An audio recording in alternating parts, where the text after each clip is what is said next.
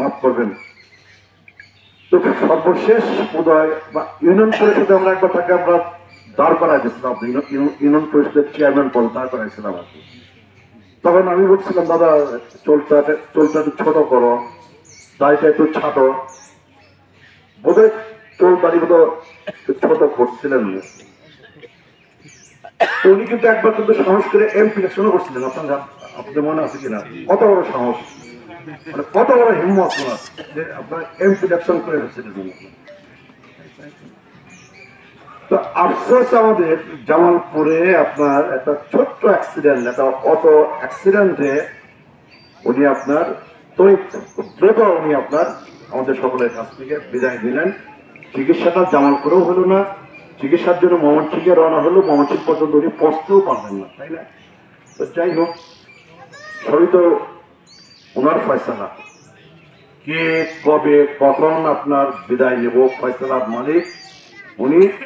ওনার ফয়সালা মতে অ্যাক্সিডেন্টটা হয়েছে, ওনার ফয়সালা মতে চিকিৎসা উনি পান নাই জামালপুরে, ওনার ফয়সালা মতে ময়মনসিংহে পৌঁছতে পারেন নাই, ওনার ফয়সালা মতো উনি আজকে দুনিয়া থেকে বিদায় নিচ্ছেন। তা আমাদের ওনাকে দেওয়ার কি আছে? আমাদের সকলের ওনাকে দেওয়ার আছে প্রাণ ভরে দোয়া কি আছে। খাস করে দোয়া ছাড়া তো আমাদের আর কিছুই দেওয়ার নাই, তাই তো? উনি ধরা ছোঁয়ার বাইরে, নাগালের বাইরে, তাই তো? এখন কেবল আমি আপনাদের সকলকে অনুরোধ করবো যে আসেন আমরা সবাই মিলে আমাদের এই প্রিয় মানুষটার জন্যে, আমাদের এই সাহসী মানুষটার জন্য, আমাদের সহজ সরল আন্তরিক মহব্বতের মানুষটার জন্য আমরা সবাই প্রাণ খুলে কাজ করে দোয়া করি। আল্লাহ রাব্বুল আলামিন যেন আমাদের এই ভাইকে, আল্লাহ রাব্বুল আলামিন যেন ব্যস্ত নসিব করেন, এই দোয়াটা আমরা করি। আর আমরা সবাই যেন মৃত্যুর জন্য তৈরি থাকি, প্রতি মুহূর্তে, প্রতিদিন, প্রতি মুহূর্তে যেন আমরা মৃত্যুর জন্য তৈরি থাকি। ক্ষমতা, মসনদ, অর্থবিত্ত শেষ কথা না, শেষ কথা হলো আপনার দুনিয়া থেকে বিদায় নিতে হবে। এবং তার জন্য আমার ধারণা যে প্রতিটা দিন, প্রতিটা মুহূর্ত আমাদের আপনার তৈরি থাকা দরকার। আল্লাহ পাক আমাদের সকলকে এই প্রতিদিন, প্রতি মুহূর্তে মৃত্যুর জন্য তৈরি থাকার তৌফিক দান করুক, এই দোয়া করি।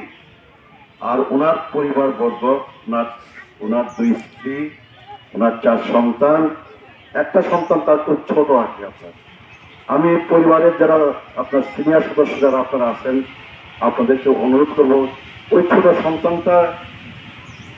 সন্তানটাকে আপনার একটু বড় করার জন্য আপনাদের দায়িত্ব আছে। আশা করি আপনারা সেই দায়িত্ব পালন করবেন।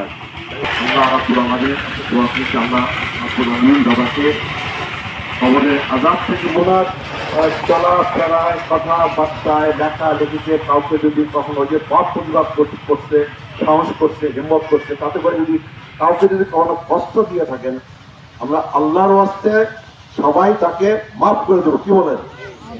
আমরা সবাই মাফ করে দিলাম। আল্লাহ পাক তাকে মাফ করে দিক এবং আল্লাহ পাক আমাদের সকলের দোয়া দরখাস্ত কবুল করে তাকে জান্নাতের খাস মেহমান হিসেবে গ্রহণ করুন। আপনাদের সকলকে ধন্যবাদ। আসসালামু আলাইকুম। হয়েছেন আপনাদের সাথে অনেক ঝগড়া বিবাদ, ছোটখাটো বিভিন্ন সময় আদান প্রদান হয়ে থাকে। আপনারা খাস দিলে ওনাকে মাফ করবেন। যদি কোনো প্রকার দেনা পাওনা থাকে আপনারা আমার সাথে যোগাযোগ করবেন, আমাকে চিনেন এবং তার যে জামাতা আছে তাদের সাথে যোগাযোগ করবেন। আমরা চেষ্টা করব এটা মিটিয়ে দেওয়ার জন্য, এবং সে যদি কারো কাছে পেয়ে থাকে আপনারা তার সন্তানাদির জন্য সেটা দিতে চেষ্টা করবেন। এই পর্যায়ে আমি জানাজা নামাজ পরিচালনা নিয়াত করি। জানাজা নামাজ পড়াবেন মরহুমের ভাতিজা মাওলানা ওয়াক্কাস আলী।